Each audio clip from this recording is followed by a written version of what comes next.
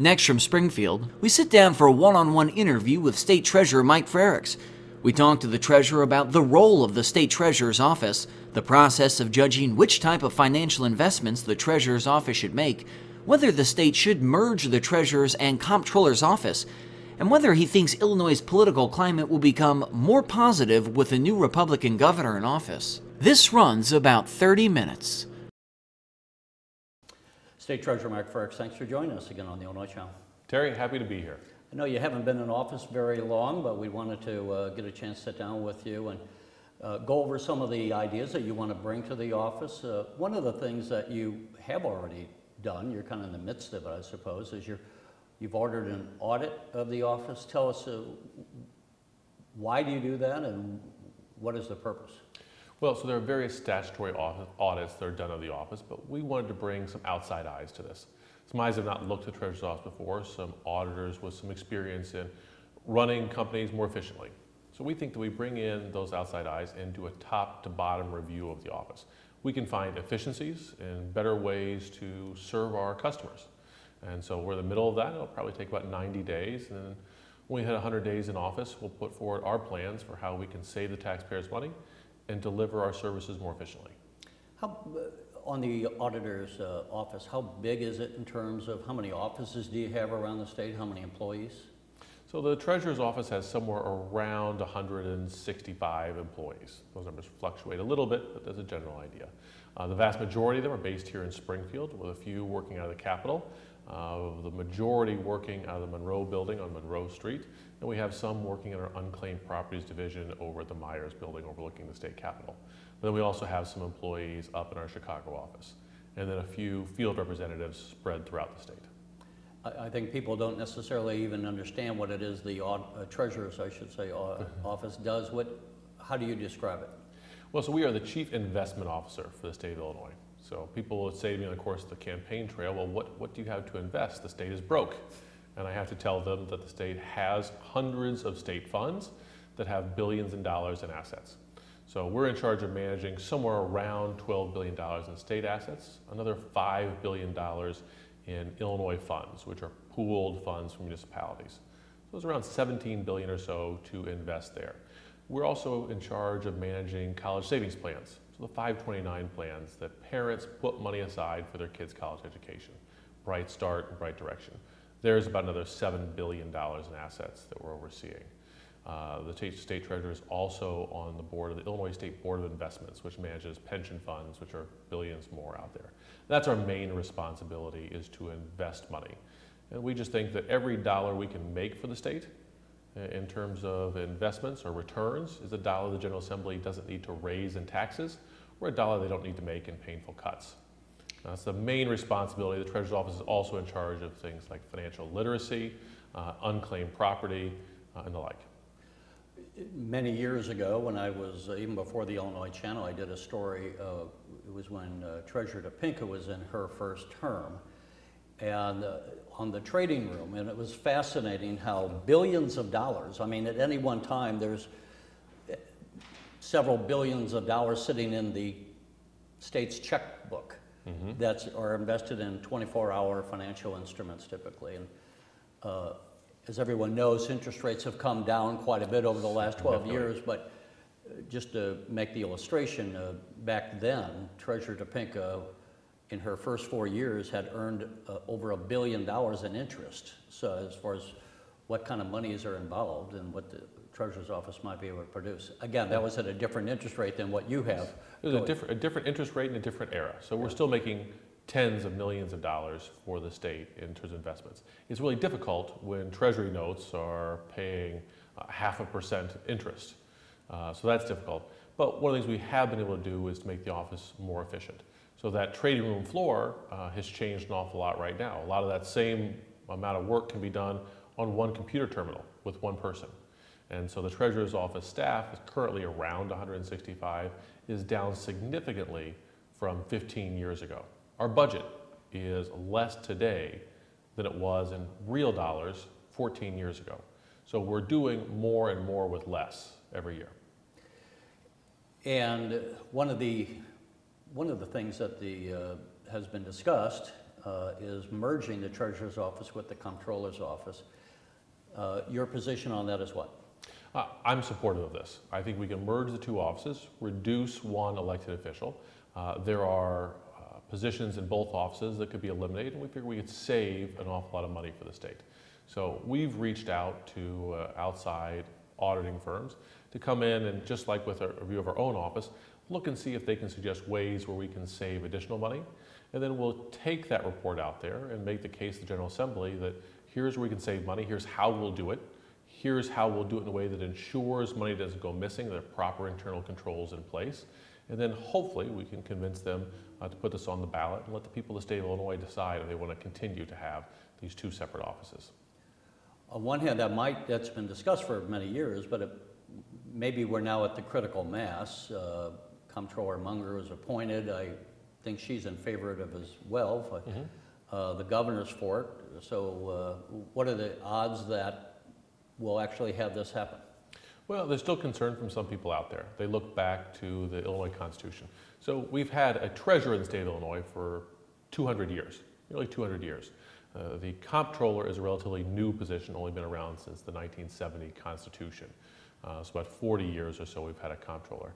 And the reason though it was created was because in the 1950s you had a man, Orville Hodge, who was in charge of the state's checkbook and in charge of the state's bank accounts, and absconded with about $1.2 million, I think was the number I heard, in $1950. That was an awful lot of money. So there are people who say the reason we have the two office holders is so you have checks and balances. You have a system of internal controls, looking over each other's shoulders, will make sure money doesn't go missing. Well, we think that there are ways we could still keep strong internal controls in place.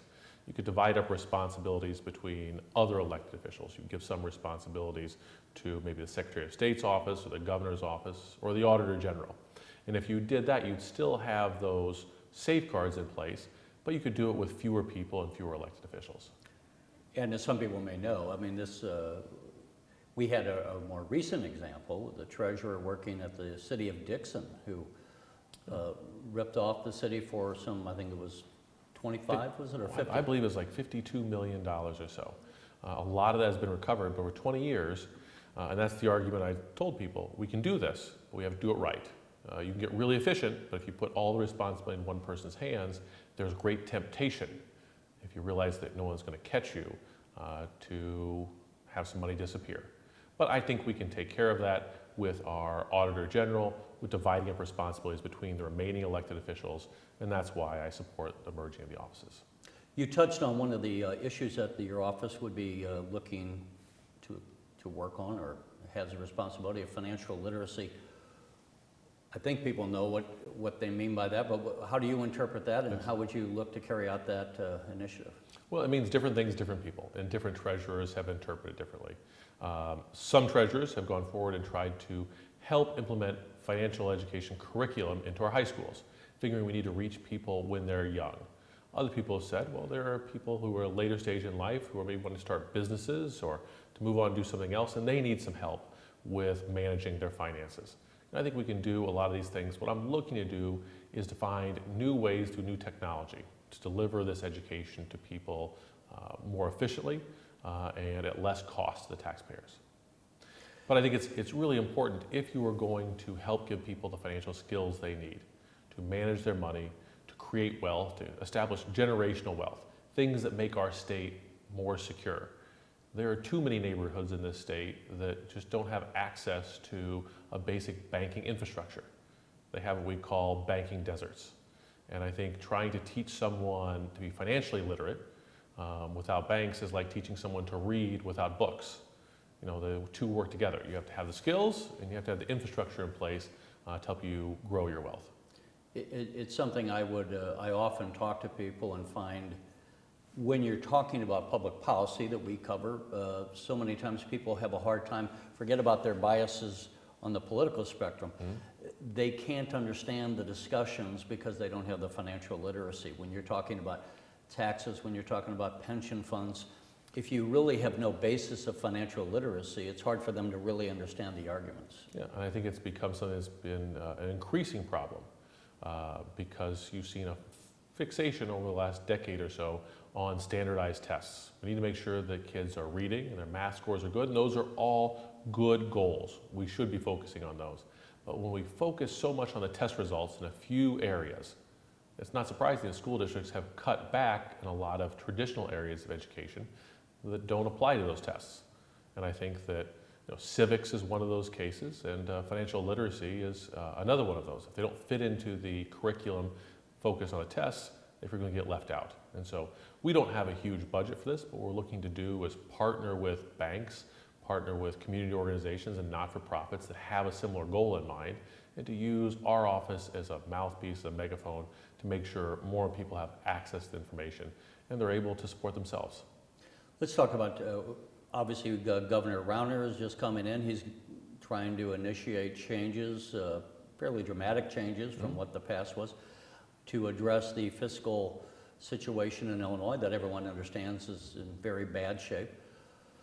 The way you view the Office of Treasurer, to what extent should the Treasurer's Office be involved in the discussions of whatever reforms would be brought to fix Illinois' financial situation? Should the Treasurer's Office be involved in that, or is that something that's really better left between the Governor's Office and the legislature? Well, I think everyone agrees that we have to have a balanced budget, and we have to do it in a way, and we realize there's no way of doing this without some shared sacrifice. And so my hope is the General Assembly looks at shared sacrifice. It means throughout everyone, not just balancing our budget off the backs of a few or the most vulnerable. And my hope is during the course of this budget process, I'll reach out to my former colleagues in the legislature and hopefully work with them to make sure that our budget reflects those priorities of helping our most vulnerable while at the same time making sure Illinois remains competitive. And that's sort of the role I think we can play. The Treasurer is the Chief Investment Officer. We don't have a defined role in the budget. But as I said earlier, I think the role we can play is if we make smart investments and we get good returns and we help to create jobs here in the state to put more people to work, that will make the legislature's job easier. Every dollar we're able to help bring into the state is a dollar that we don't have to raise in taxes or have in painful cuts. You know, when you look to invest these funds, and speaking of financial literacy, again, it's amazing how many times people don't know the difference between a stock and a mutual fund or what really a bond is, et cetera. I have often wondered, though not really investigated it, to what extent is the state losing money that they could have been making because their investments are overly conservative? I mean, no one wants to go out and take some wild-eyed, crazy risk. No. But on the other hand, you can be overly conservative. I, as a private investor, as an example, would not put my money into a CD right now when there's much better alternatives out there. Are you looking at what the state has traditionally been investing in, and to what extent maybe you can put some pools of money that might be held longer term into something that would give a better rate of return than what has traditionally been invested in the past? Yeah, that's a great question. We have strict guidelines on where we can invest our money. And the vast majority of our investments are in very safe, non-risky, liquid investments. Now, a large portion of our money has to be because we have to pay bills, and you can't place into long-term commitments when you've got a backlog of bills out there to pay. But not everything needs to be liquid, and not everything needs to be completely without risk. So several years ago, the General Assembly said we'd like to maximize our return a little more, and agreed that up to 1% of state funds could be invested in technology development accounts. And those technology development accounts are investments the state makes in Illinois-based venture capital that then in turn invests much more significantly in Illinois-based companies. In the state Senate, I represented Champaign-Urbana, home to the University of Illinois. And the University of Illinois generated a lot of great ideas that turned into companies that you and I use and know today. The internet, the first web browsers came out of the University of Illinois. Netscape, right? Yeah, Netscape. U of I graduates invented PayPal. There are things that we use out there. Unfortunately, a lot of those companies, when they commercialized, moved out to the West Coast, or perhaps moved out to the East Coast. I think a large part of the reason they did that was because the venture capital firms investing in them were from those coasts, and they said, hey, we'd like you to be closer to us. We'd like to be able to better oversee our investments. So when we invest in Illinois venture capital, one, we can get a good return on money. Two, they're much more likely to support the ideas here in Illinois and the companies here in Illinois. So not only do we make money to the state, but when we grow good paying industries here in the state that have good paying wages, that's more money that's coming into the General Assembly in terms of tax revenue. And that's, once again, less money that has to be raised in taxes or less money that's to be made in painful cuts. Let me ask you, when you have a business, let's say Steve Jobs starting Apple in his dad's garage, an initial group of private investors would come in, often called angel investors, and they might say, Steve, we're going to give you $1 million to get you ramped up, get you out of your dad's garage.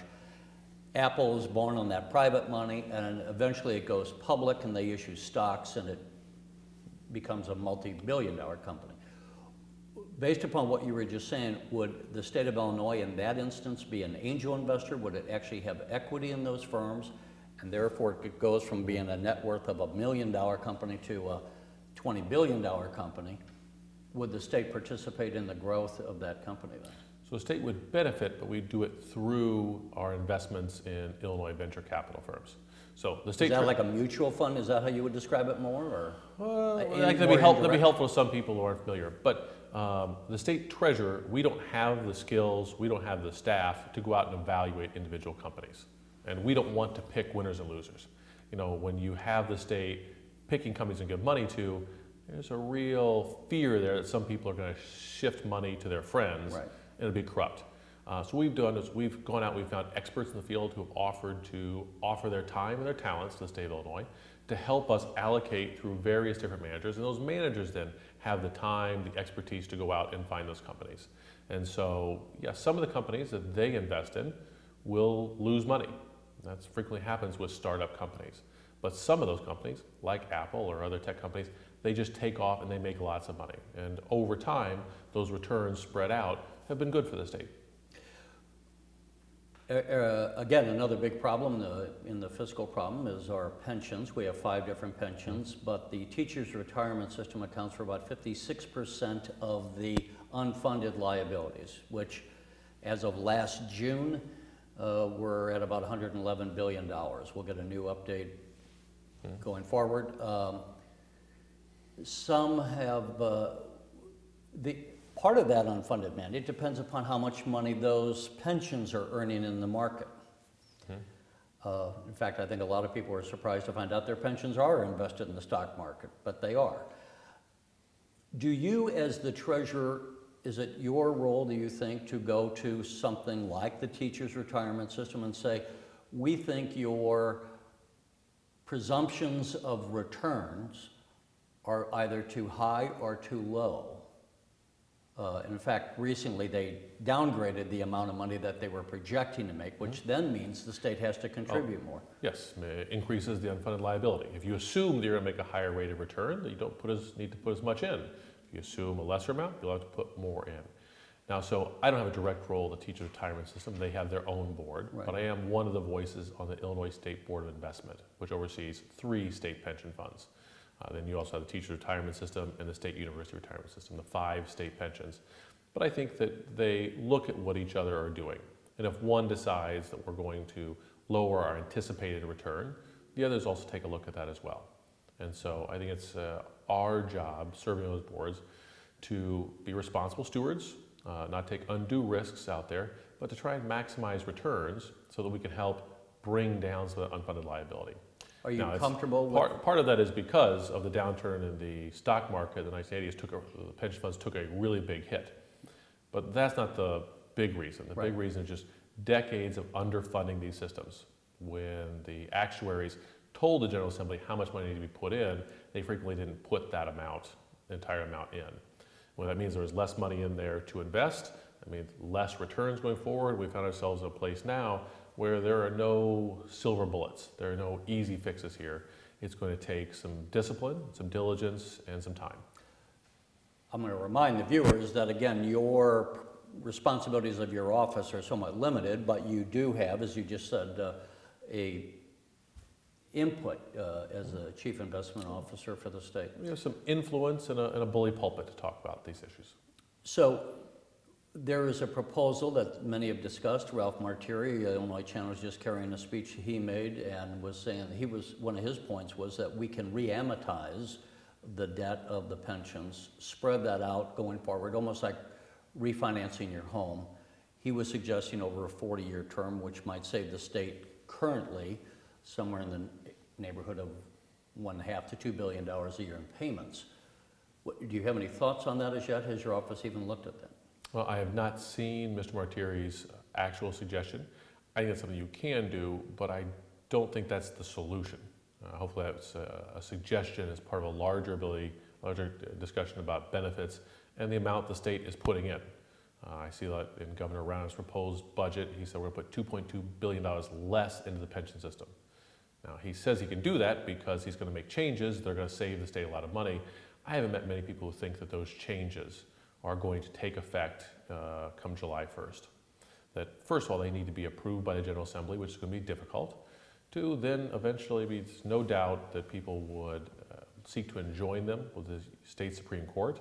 It'll probably take a while for them to rule on whether they're constitutional or not. And most everyone believes, just like with the last pension reform, there'd be a temporary restraining order put on this. So if he thinks that he's going to put $2.2 billion less into the pension system this year, without the ability to have real savings this year, what you're doing is just underfunding the pension system, and that's the exact same problem year after year for the last several decades that got us into this mess. That, I think, is the wrong way to go. And to remind the viewers, before you were the state treasurer, you were a state senator and over in the Champaign area. I mean, of course, you covered a number of counties, your district. But the point is, you know the legislative process. You've been in the legislature. What do you say to people who say, look, how is it that Illinois got to be so far out of whack? Under the Constitution, we're supposed to have a balanced budget, and yet obviously we don't, and we haven't had one for years.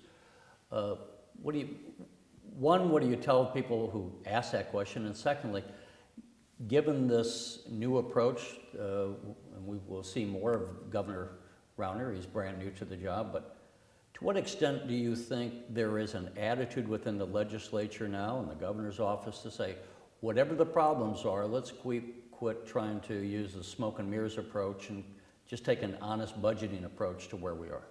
Well, that's going to be tough. I think, they say, well, how did you get in this mess if you're supposed to have a balanced budget? Part of the way that previous General Assemblies have balanced their budgets are by underfunding the pension systems. If your revenues didn't match up with your expenditures, well, we'll just cut the expenditures, and an easy, popular one was just putting less money into the pension system. So I think those days hopefully are done. There's been a real change in Springfield. For the last 6 years or so, the General Assembly has made their pension payments. They've been difficult. They've been costly, and it's caused tough decisions to be made. And so I think the General Assembly, the members I talked to, realize those days of smoke and mirrors and papering over our problems need to go by the wayside. But our problems now are so severe that the solutions of an honestly balanced budget are so difficult. I think it's going to be a great temptation to find some sort of smoke and mirrors to paper this over. And that's, I think, the governor, he said he put out an honest budget proposal with some serious cuts, and there were very serious cuts in his proposal. The cuts weren't as deep as they need to be because that $2.2 billion supposed savings he was booking, I don't think exist. Governor, I said that the other day by mistake. Speaker Madigan has said that he doesn't think you can cut your way to a balanced budget, that he thinks that's the wrong approach, that you have to have a mix of cuts and new revenue. I think Brady thinks you can exclusively cut your way, because I think he realizes there are Not going to have to be some cuts. Right, that you can't exclusively cut. If you agree, what direction would you think would make more sense on the revenue side? Going back to the 5% income tax, doing what the governor, I think, is going to come out with, which is to extend the tax to services to better reflect the current economy rather than the economy of the 1950s when we were making more manufactured items, or a third option? Well, I think this is the budget process. And the governor put out a budget with significant cuts to programs that are fairly popular. And I think that's probably a negotiating tactic. We'll start planting our flag far out here to the right, and we'll hope that the opponents will come together, we'll negotiate in good faith, and we'll find something that we can all agree on, or at least find a middle ground that is that balance the speaker is talking about. That's where I hope we end up. In terms of those specifics, I just think that most people, most economists would say that a good tax system is one that is broad-based and low. And so that means we tax a larger number of things, but we're able to reduce the rate. And that way, everyone shares in it, but it's not that high. I think our system over time has grown to a point where a smaller and smaller percentage of our population are making those payments, and it's meant increasing rates. So to truly be competitive, I think we need to find something that is fair for people, and that's broad-based and low. Before we close out, given that you're new to the office, the governor's new to the office, what is your sense, since you've been around here again for years in the Capitol, to what extent is this new political climate going to be something you think is positive, or are we heading in a way where we're going to be butting heads and having a major political civil war? What's your sense of it? That depends how some of these people want to govern. We found under Governor Blagojevich, people said, okay, Democrats are all in control, they can all agree with each other. Well, then you had personality conflicts out there that made it really difficult for people to work together.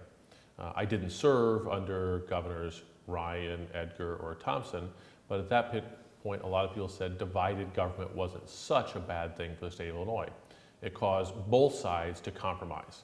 And although I'm a Democrat, and I believe Democrats generally have better solutions than Republicans, most of my constituents out there would say that no party has a monopoly on good ideas.